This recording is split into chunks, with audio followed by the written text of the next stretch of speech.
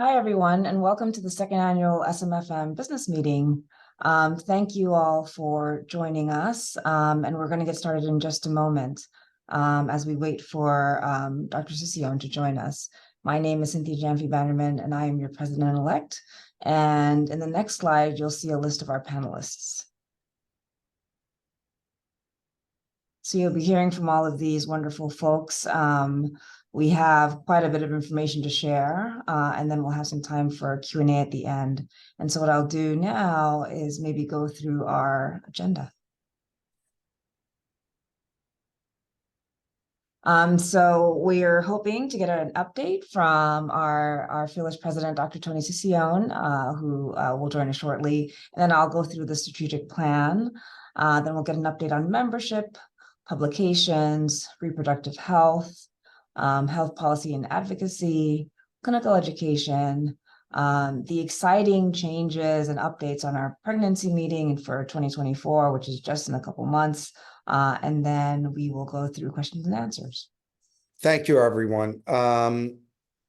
Thank you all for joining. I wanted to thank the staff.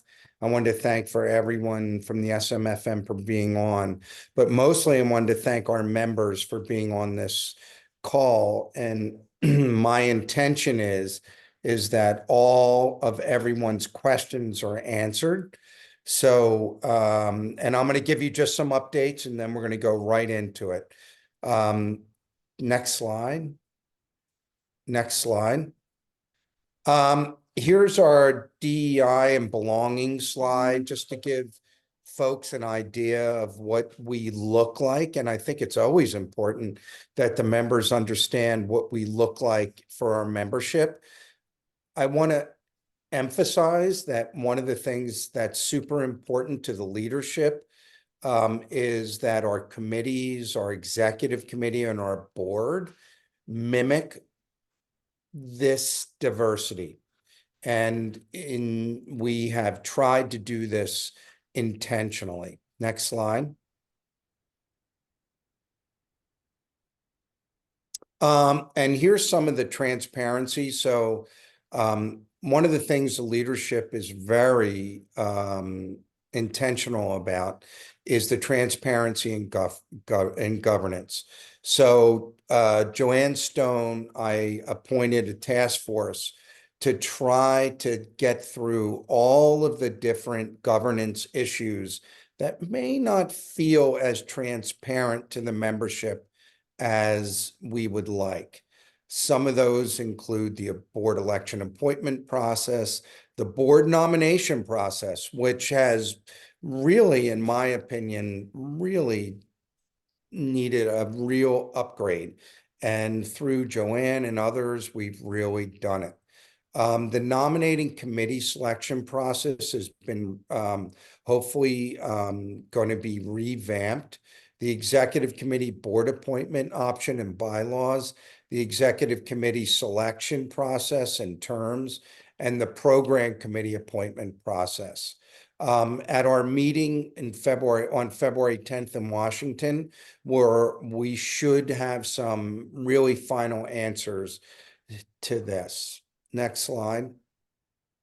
The Emerging Leaders Program is something that I've been privileged to be a part of, and I am happy to say is still going on.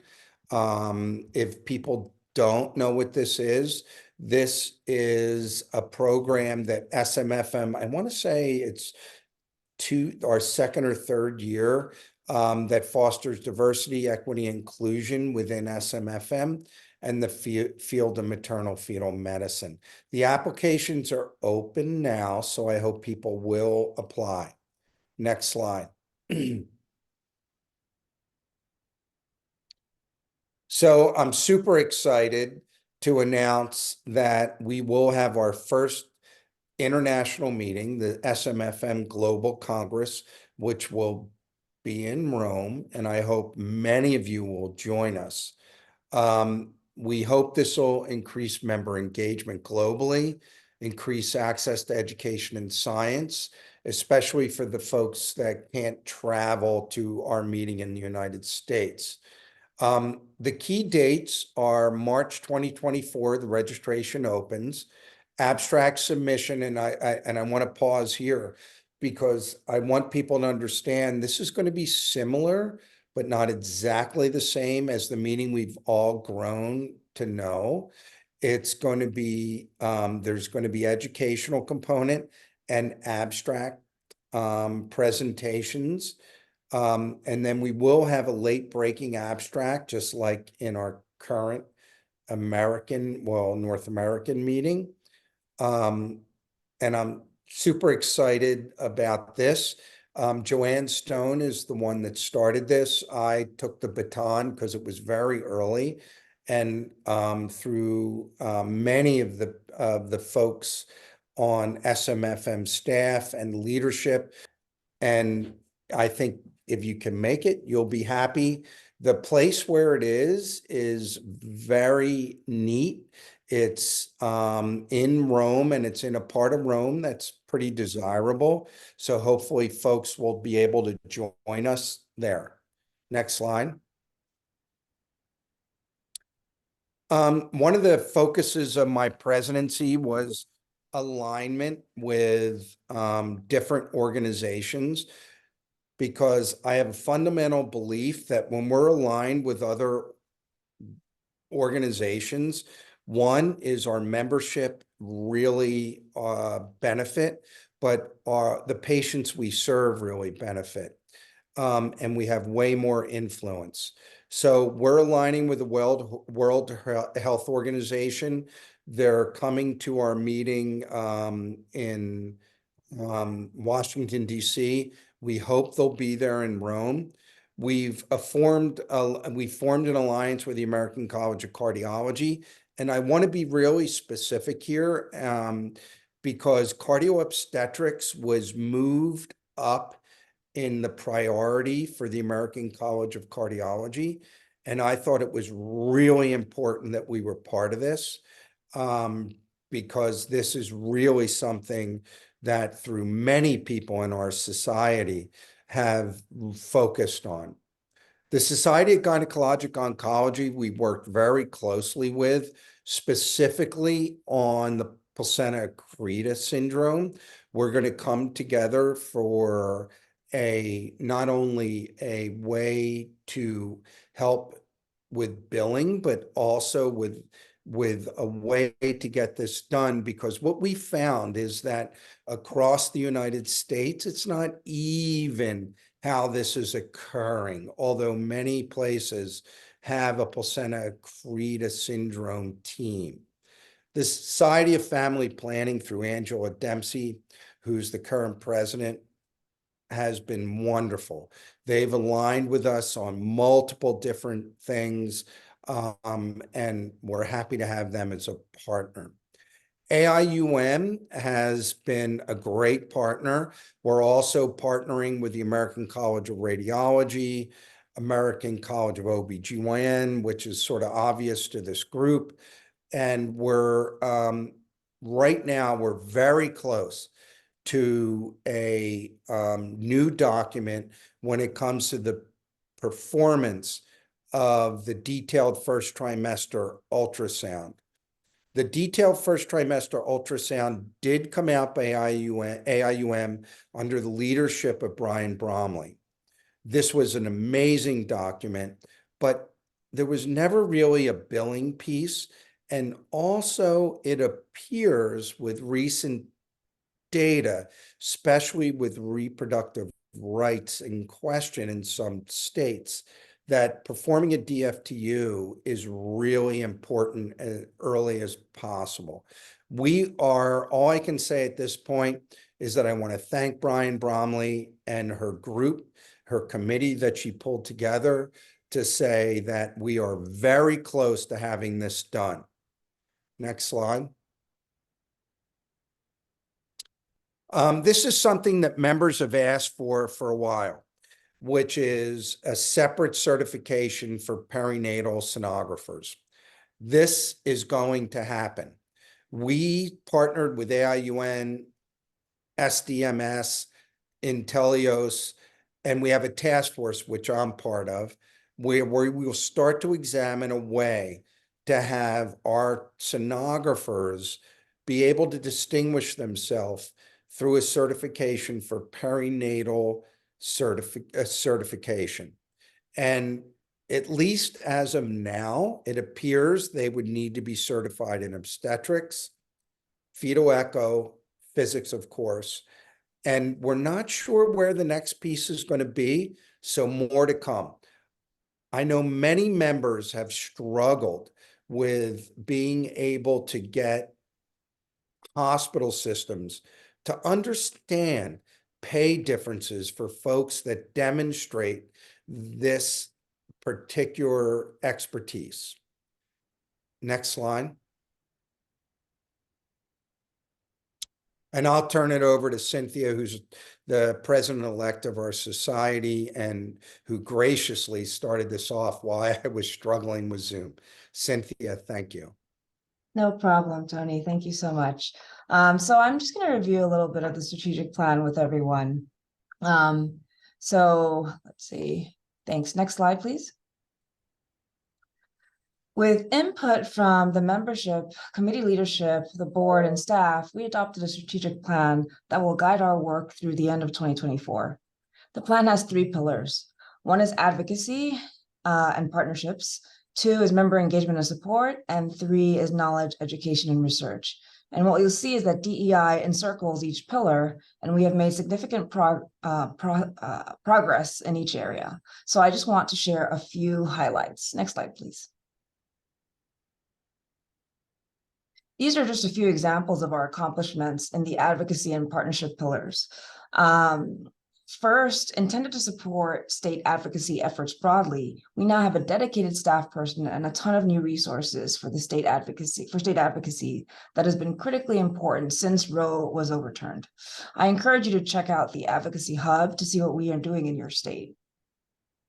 As we were developing the plan, the board spoke quite a bit about how we wanted SMFM overall and MFMs in general to be recognized as the pregnancy experts. So we are increasing our visibility with federal agencies, putting forward MFMs to serve on various advisory panels, and have launched a new blog series to reach new audiences. So for example, Sarah Obachan was selected to serve on the FDA advisory committee for the hearing on whether 17P should stay or go from the market. Bob Silver was selected to serve on a federal advisory committee on stillbirth, and Annie Doody was selected to serve on the stakeholder group advising the update of the CDC's U.S. medical eligibility criteria for contraceptive use. So as we move into 2024, the Reproductive Health Advisory Group will transform into a standing committee with additional foundation support, and we will begin a project specially related to abortion later in pregnancy. Next slide, please. Tony addressed several of the strategies in the member engagement and support goals, so I won't go into too much detail related to that. In short, the member engagement and support pillar seeks to broaden the participation and diversity of SMFM members. We are thinking about diversity in all of its forms and excited to see where our global work will take us as well.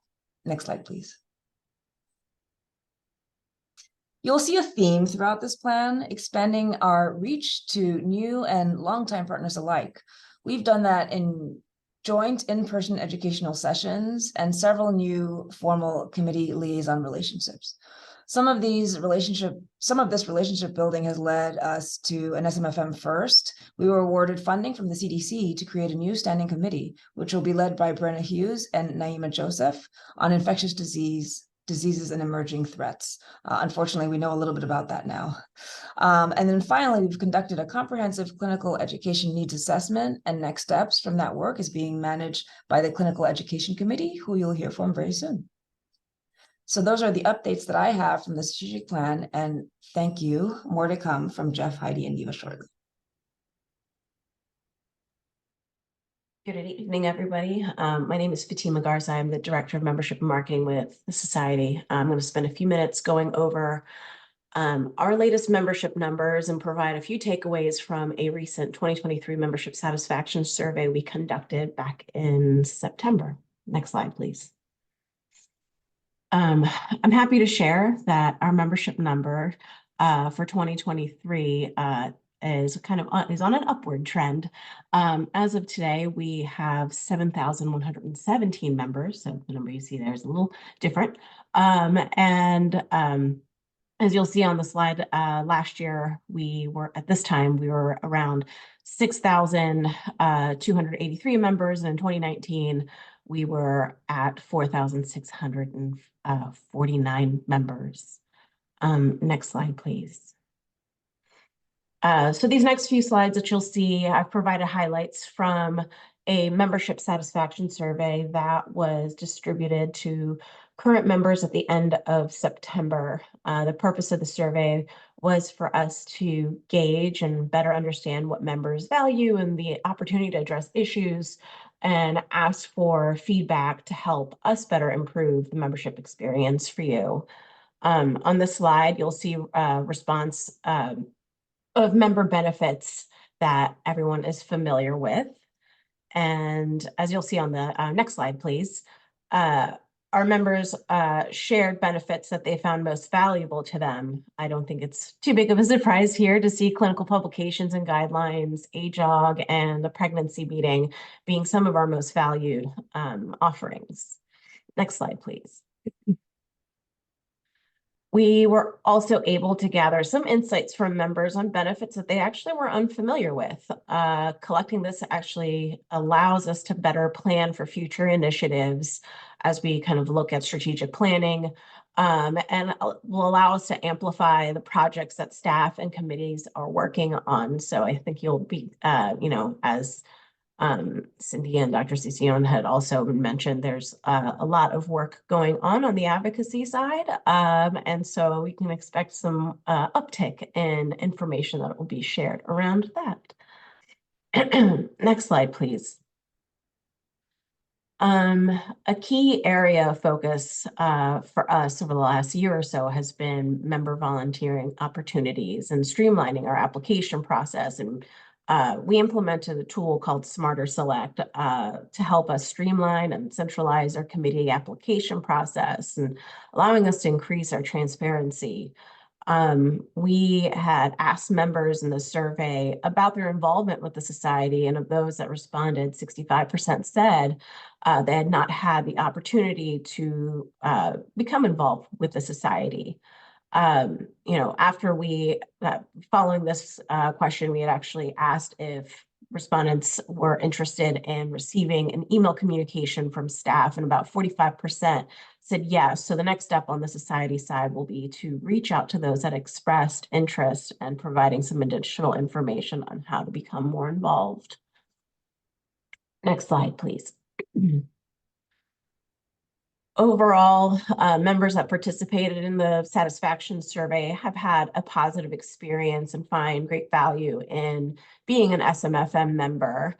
We'll also continue working on improving our efforts when it comes to committee application selection process, increasing representation among our community-based physician members, which is something that we started working on at the beginning of the year, and building on resources and opportunities for members, no matter where they are in their career journey. Next slide, please.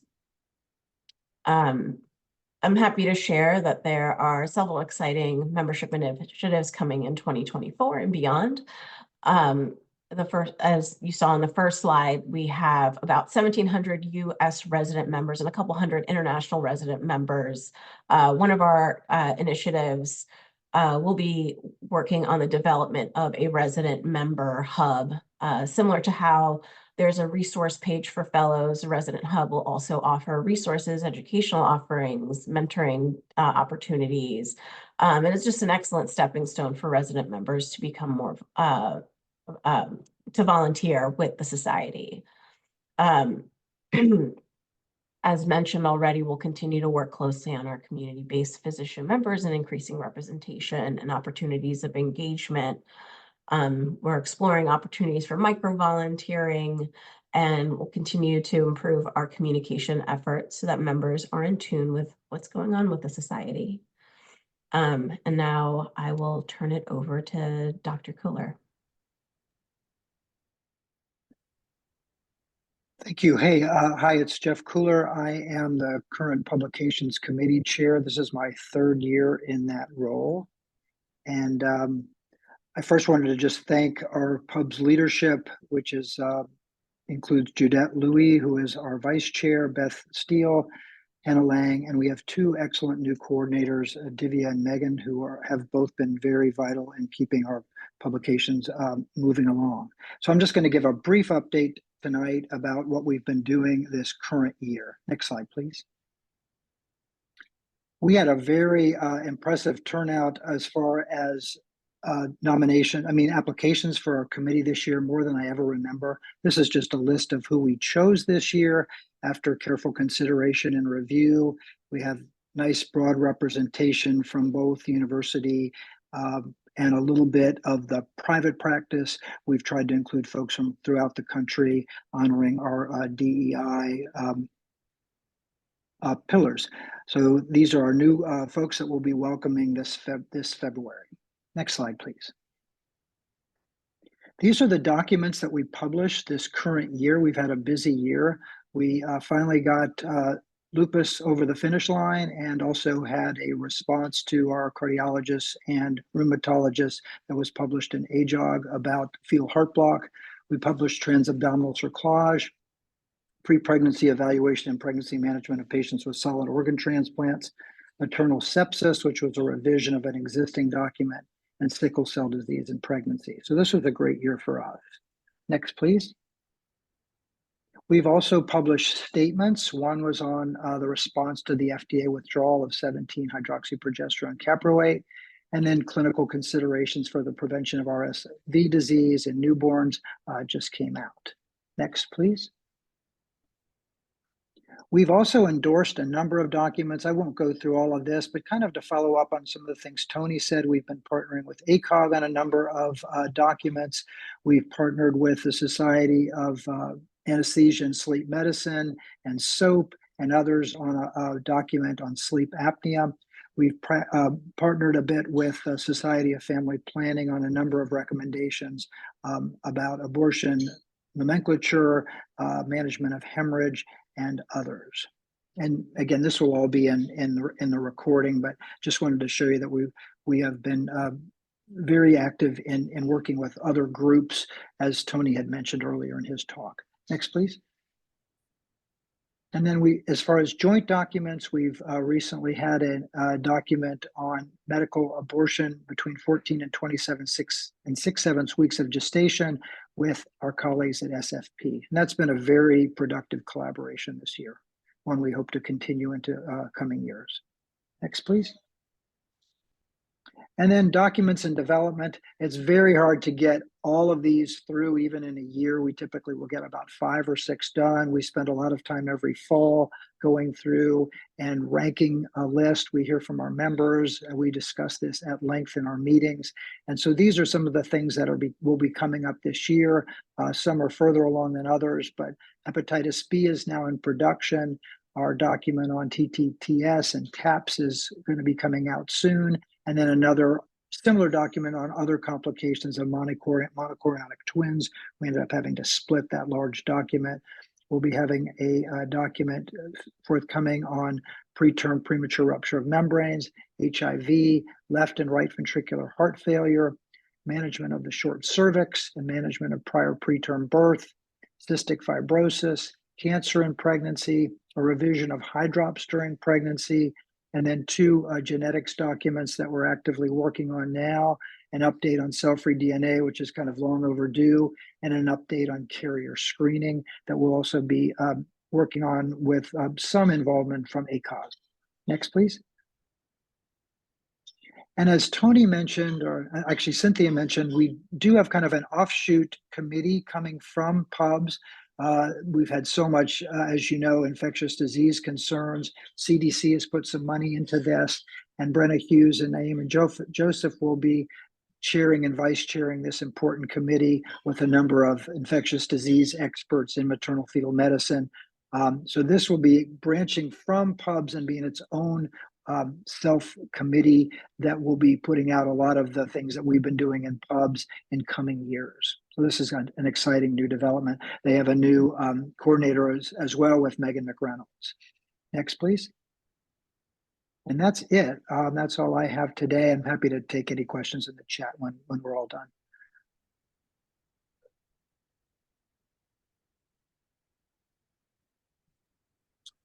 Hi, everyone. I'm Dr. Layla Zahidi, and I am thankful for the opportunity to share with everyone an update on the reproductive health work of the Society. As you all well know, more and more states are starting to restrict abortion care since the Supreme Court's decision in June of 2022 to overturn Roe v. Wade. Thanks to the work of SMFM members and staff through the Reproductive Health Project, the Society has been well positioned to support members in these challenging times. Next slide. So starting in February, the members listed here will constitute the new SMFM Reproductive Health Committee, ably led by our chair, Dr. Justin Lappin, and vice chair, Dr. Stephanie Duchovny. The committee includes members from across the country representing a wide range of policy landscapes and practice settings. And the committee will guide society efforts to enhance MFM engagement, knowledge, institutional advocacy, and leadership in reproductive healthcare within MFM practices, institutions, and communities. Next slide. We are supported by an amazing group of staff liaisons that are listed here, and the committee's mission is to protect and expand access to the comprehensive reproductive health care, and the committee will replace the current SMFM Reproductive Health Advisory Group, and we stand ready to assist you in your efforts to provide reproductive health services in your communities. In response to the current crisis, the SMFM Reproductive Health Project has mobilized to meet the needs of our members. We've hosted educational webinars and member-only convenings geared towards supporting your efforts to provide needed healthcare. The Society's communication staff has helped connect MFMs with reporters and prepare them for interviews that have countered rampant disinformation and confusion. And in partnership with the Society for Family Planning, SMFM has offered funding opportunities to support reproductive health-related research. In addition, the Reproductive Health Project has also published and disseminated practice support resources and amplified relevant clinical recommendations from the Publications Committee. You can find updates on all of our ongoing work on the SMFM website at smfm.org/repro. Next slide. We are so grateful for your willingness over the past year to talk with the media and share your stories with colleagues and others. You're raising public awareness of critical issues and play such a crucial role in shaping public debate. These are just a few examples of the stories that have appeared this year, highlighting the challenges SMFM members and their patients are facing. Next slide. The SMFM Reproductive Health Project also supports members in their efforts to protect and expand access to reproductive health care within and across hospital systems, emphasizing the leadership role many MFMs play at the institutional level. The resources highlighted here provide models for strategic collaboration across institutions and disciplines that can improve quality and access to care. Next slide. We know that in many of your institutions and practices, MFMs are leading efforts to respond to abortion care restrictions by providing training and education and how to effectively communicate about abortion care. The Reproductive Health Project has highlighted the ways that abortion care stigma impacts access and quality of care and offers support to members seeking to change the conversation. Next slide. To continue building on this work, members of the SMFM Reproductive Health Advisory Group are offering a full-day postgraduate course at the SMFM 2024 pregnancy meeting. This interactive course will explore the impact of language on patient-centered abortion care through values clarification, hospital and institutional policies, and state and national legislation. Next slide. We will also be providing updates and member support resources during the Reproductive Health Project luncheon and offering Ask a Lawyer sessions, open office hours with legal experts from the Abortion Defense Network. All of these resources will be available at the meeting. Next slide. In addition to our member support work, SMFM members and staff are engaged in ongoing and new partnerships with colleague organizations, coalitions, and government agencies. For example, the Reproductive Health Committee Chair, Dr. Justin Lappin, is now a member of the National Academy of Medicine's Standing Committee on Reproductive Health, Equity, and Society. This is just one of the many tables where our members are playing a crucial role in representing the interests and concerns of you and your patients. Next slide. Finally, I just want to highlight some of the clinical, legal, and advocacy organizations SMFM has partnered with over the past several years in our reproductive health work. We are grateful for the solidarity of the medical community in the fight to protect and expand access to reproductive healthcare services and abortion care, and continue to look for ways to partner with others to both represent the interests of MFMs and engage in collaborative work that advances our cause. Next slide. We hope that you will continue to engage with us on these issues and urge you to reach out with any questions or support needs. You can find all of the resources I've mentioned and frequent updates about SMFM's reproductive health work on the website www.smfm.org/repro and in the quarterly reproductive health update newsletter. Thank you for the opportunity, and thank you for all you do for our patients and the society daily.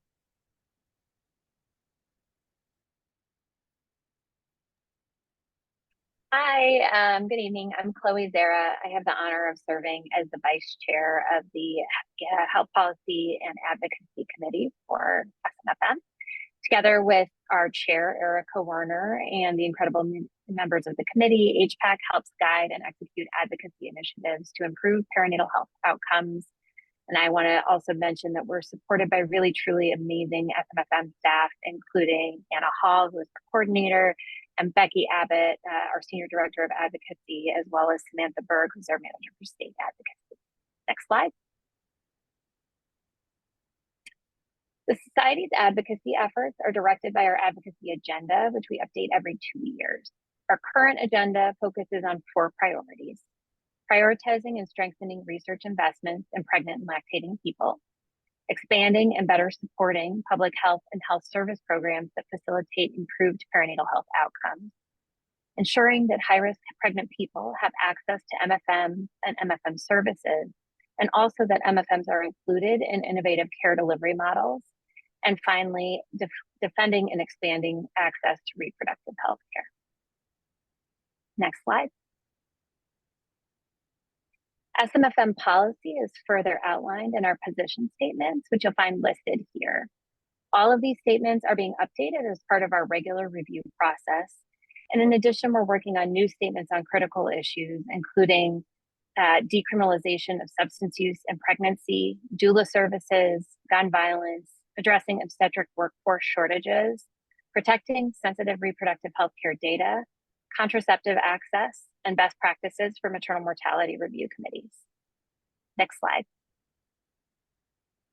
As many of you know, historically, SMFM's advocacy efforts have been focused at the federal level.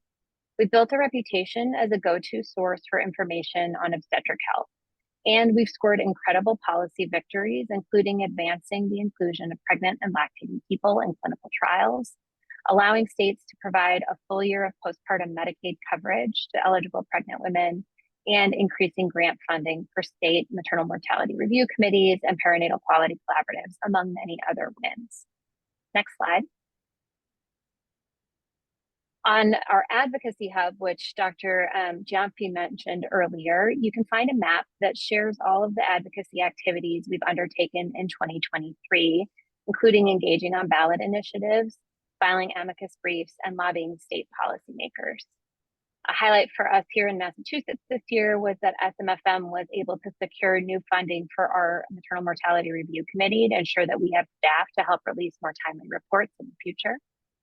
Other states where we've taken action are shown in teal, and if your state is gray, we encourage you to reach out to our advocacy team to help you identify opportunities for the society to support advocacy in your state. Next slide. Here's a picture of the Advocacy Hub, which was launched in early this year, 2023.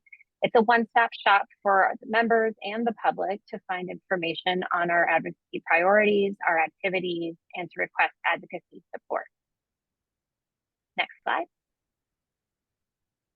We've just provided an overview of our focus in 2023, and we did want to preview what we're planning to focus on in the year ahead. We hope to work with individuals in the few states that have yet to extend postpartum Medicaid to take action for new moms. So if you're in one of those states, please do let us know how we can best support you. We're also taking a deep dive into how we can help support families impacted by substance use, how we can address obstetric workforce shortages, particularly in rural communities, and how we can better care for individuals who are experiencing perinatal mental health issues. We're continuing our efforts to defend access to abortion care and other reproductive health care services. And finally, we really are trying to bolster our state advocacy capacity with a particular emphasis on initiatives that are going to move the recommendations of maternal mortality review committees forward in those states. Next slide. The best way to stay involved with our advocacy efforts is to join our State Liaison Network, which is the member-led initiative of state-level advocates.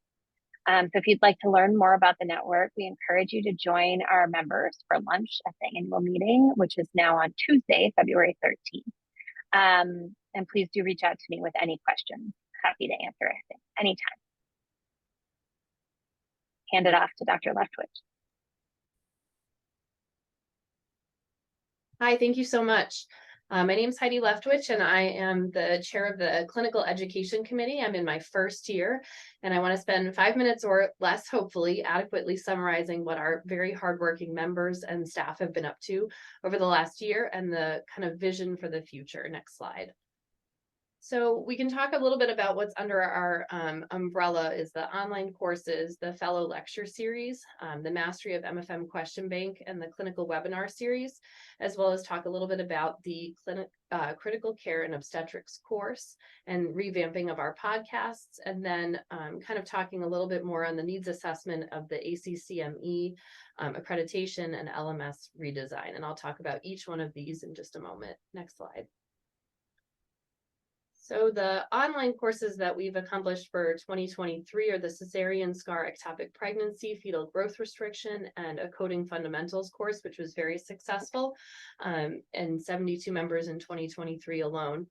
As you can see, this keeps with the alignment of the presidential message of collaboration with Society of Family Planning, being allowed and offered a member rate for our cesarean scar ectopic pregnancy. And you'll see that collaboration throughout our slides. Next slide. And there's a FGR algorithm that's been used and is allowed for free access. And we've had the 66 registrants that signed up for the clinical webinar for FGR. Next slide.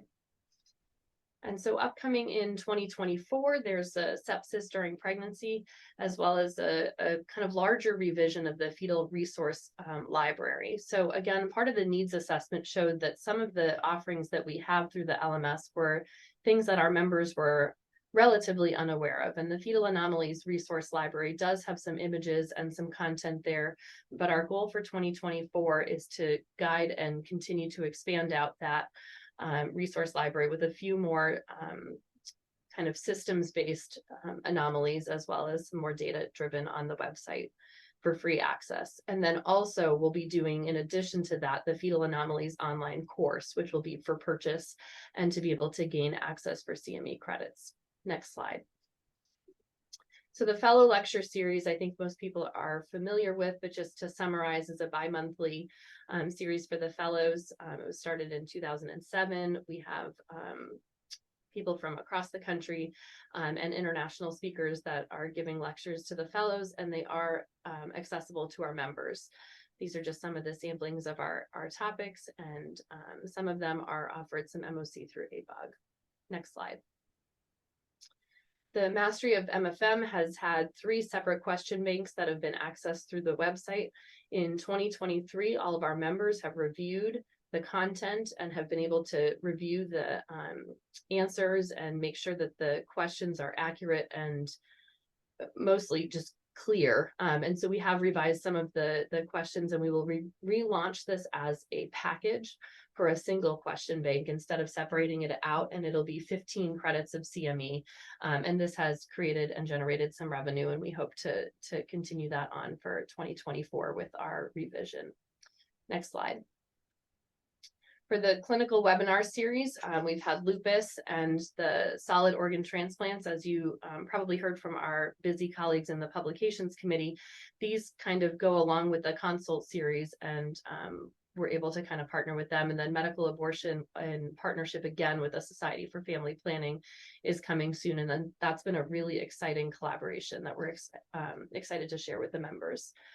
In 2024, we are looking at the consult for special focus on infectious disease, kind of like was discussed earlier. And so we're planning on collaborating with that. Next slide.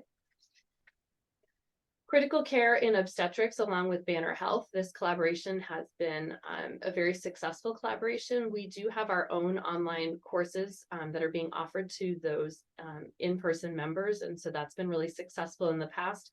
And we've had a 35% increase in the revenue from that course. And so we're continuing to update the modules with some of our critical care experts and adding more content to this. And so this is a really exciting initiative as well. Next slide. Our podcast, in conjunction with some of the needs assessment that people wanted short audio clips on their commutes to either to and from work or other times, has been revamped and re-energized, I would say. Some of our members are really excited about this and have put forth a large offering, and we're going to continue to do so as well. So look out for more coming soon. But every episode is averaging about 500 downloads in the first 90 days. So we would consider that pretty successful, and we're really excited about it. Next slide, please. So for this, the ACCME, we are applying for accreditation, and the pre-application process is in January.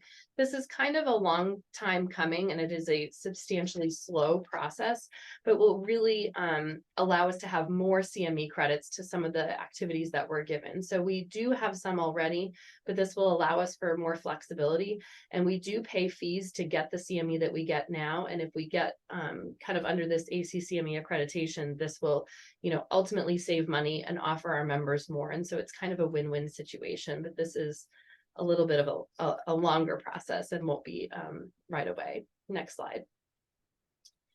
And then the last part of the kind of needs assessment was that some of the content was not clear that was being offered. So some of our members were asking for content that was already on our website.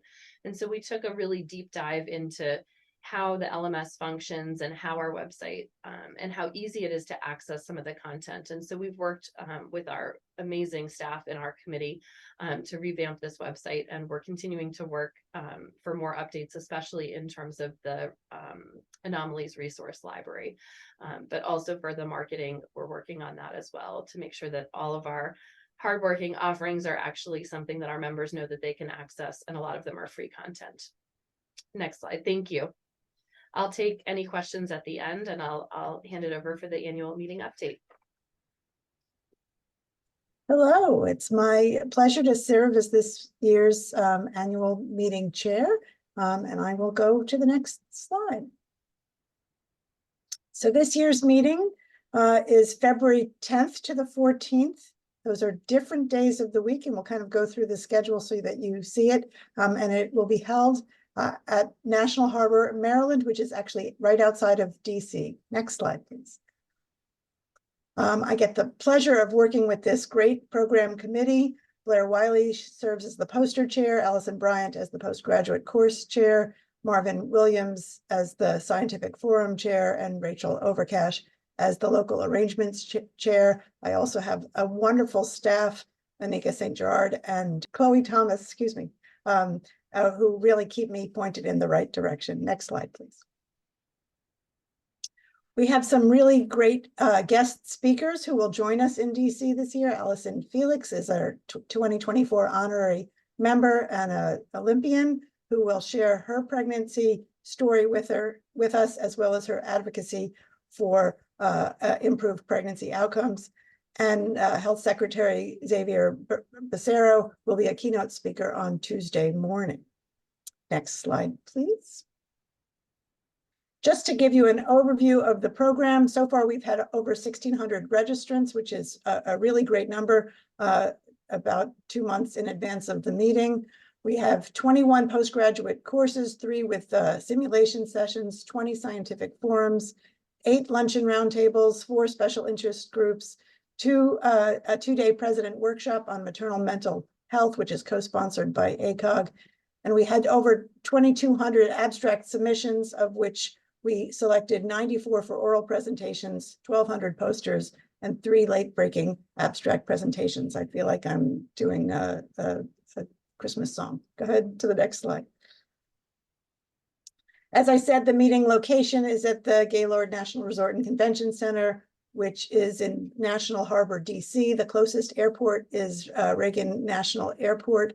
If you fly into Dulles or BWI, it's a bit more of a drive. It's only about 15 minutes from Washington Reagan National. So that's the airport of choice. Next slide, please.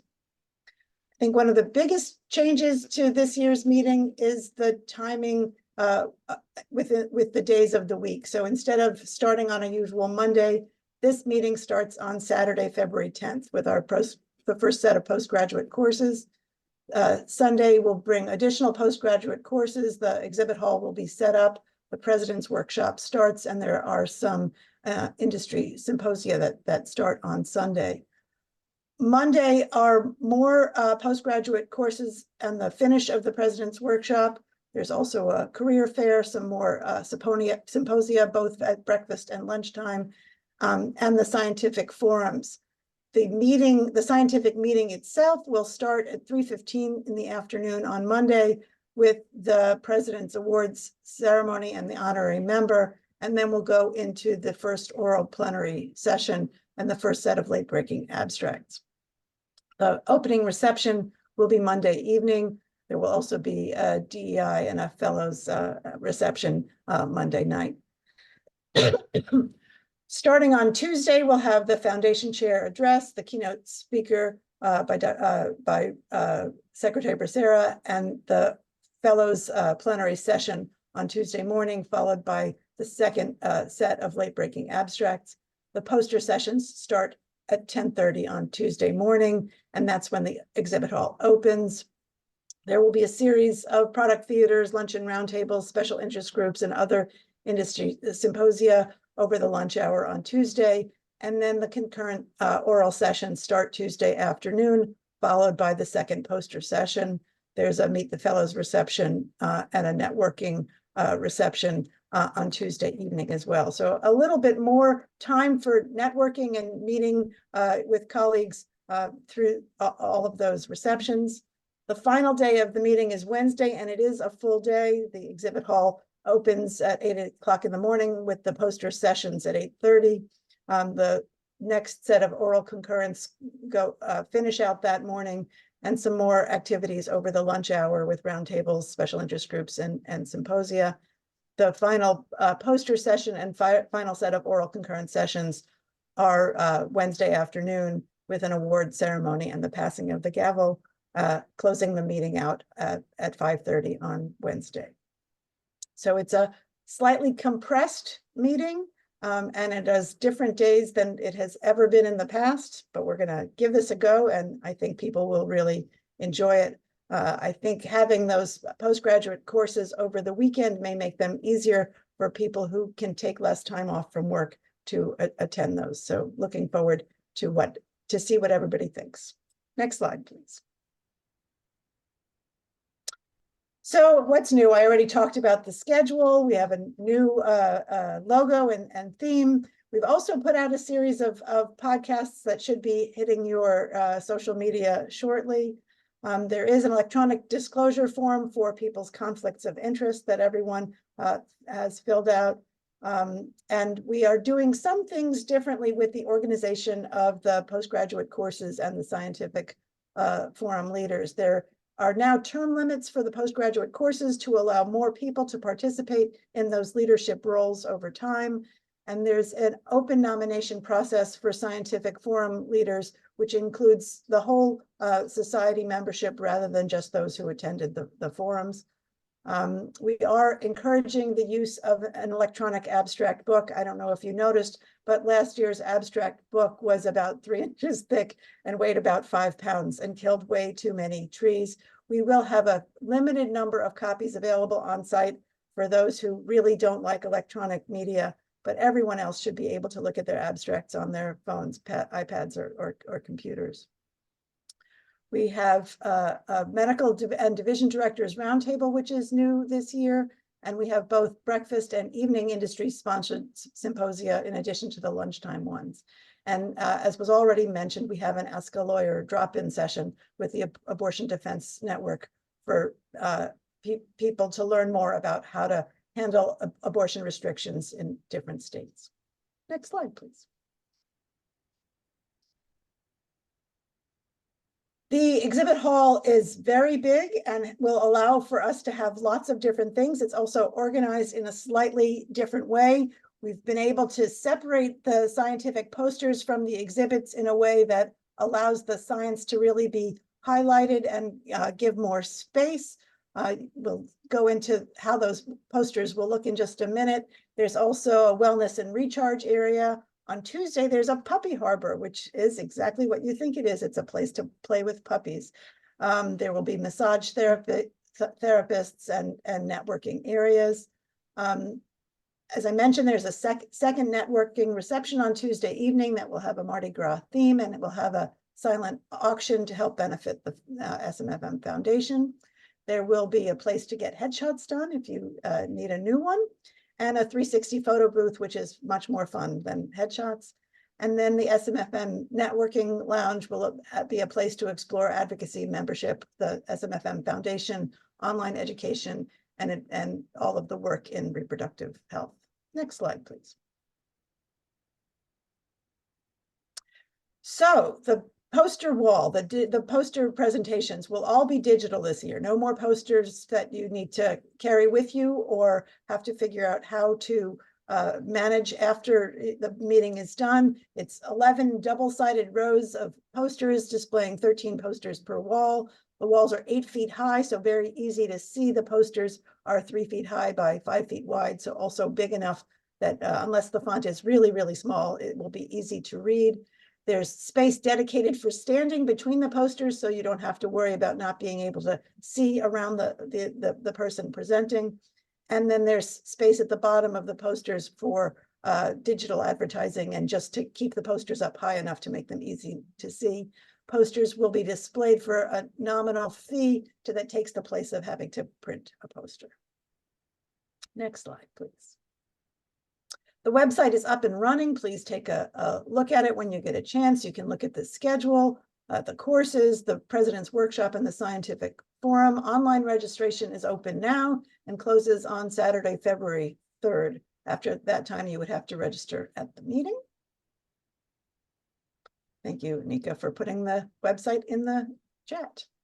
Next slide, please.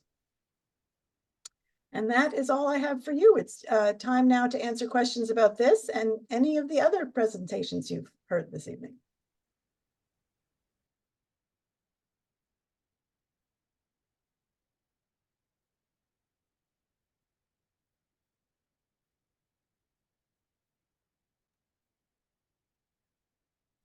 Thanks, Eva. That's wonderful. And what a wonderful program. Jam-packed. So thank you so much. I want to thank everyone for all they've done. I mean, it's a tremendous amount of work. There were some questions that came through. One of the ones I just saw was, what are we doing for folks? Let me make sure I get this right. Can you please discuss what you're doing related to the business side of running an MFM practice? I think that's super important. Having running a very busy practice, and through practice management and certainly coding, that's something that is addressed. We do think it is a blind spot sometimes, but through Fadi and other folks, Amber Samuel, we're going to be able to try to answer some of these questions. Also, I am happy to help, and I'm sure I speak for Fadi and Amber, that if you just email us with specific questions, we may be able to help with that. The next question is, what we want to hear is how others solve workflow issues. We need updated data on salaries, numbers, and patients per sonotech, number of patients provider. That is a terrific question. And there is some data on that. Let me put that together. If you can send me an email, I'll send that to you. A Sicione, I'm going to put that in now. Let me make sure. I don't know if this goes to everyone, but I'm going to put in my email.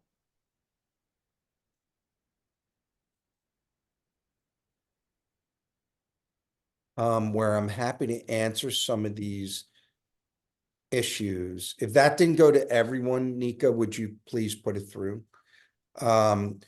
Yes, Chloe, that's exactly right. It should be part of the division director roundtable. And actually, this came up just recently with Fadi and Amber, and we are going to be including that because these are issues that are super important to our membership, and it's always our intention to address things that are important to our membership. So Fadi, can you say a word or two?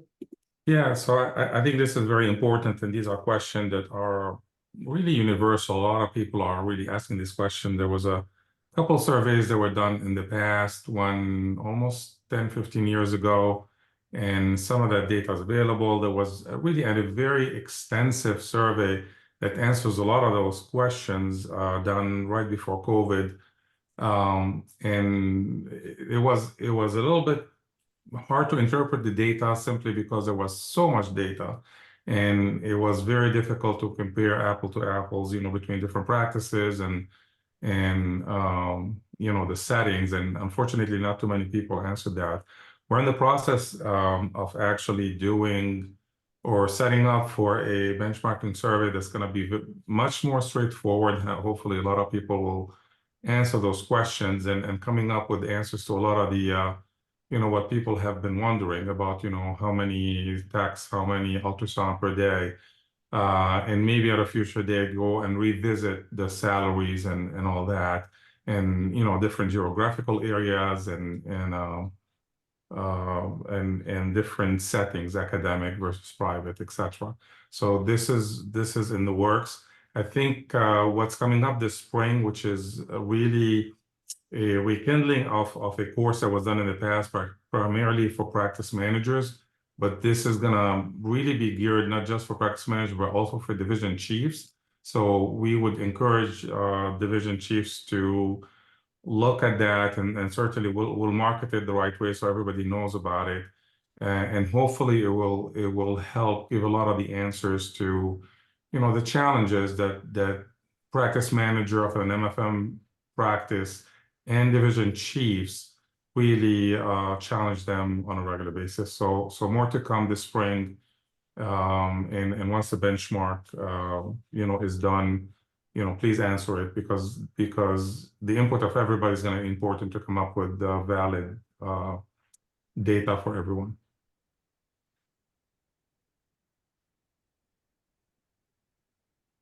Thank you.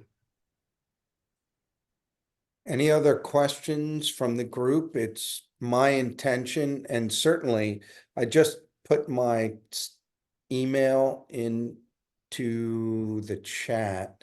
I don't know if it got to everyone, but Nika can maybe get it to everyone. It's my intention that every member gets their questions answered, which is why in my original special deliveries, I put my email in. So please do that. Please email me. And I know Fadi feels the same way. So please just email us. Any other questions? I know we're a little over time. But again, my intention is that all of our members feel like they belong to this society. And I'm happy to answer questions anytime.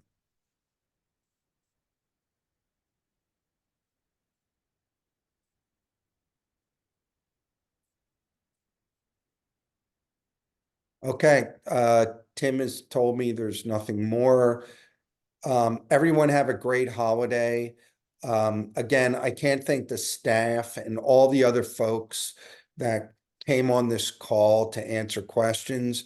And just really most importantly, our members who really keep our society vibrant and viable.